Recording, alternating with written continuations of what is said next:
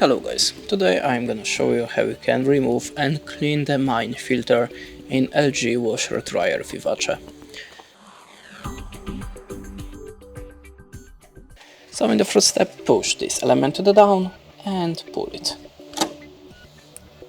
Now just turn the top to the left side to open it.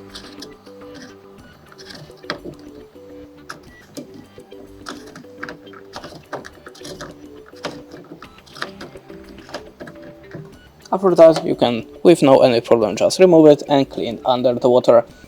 After that, just put it back again and close it by turning to the right side.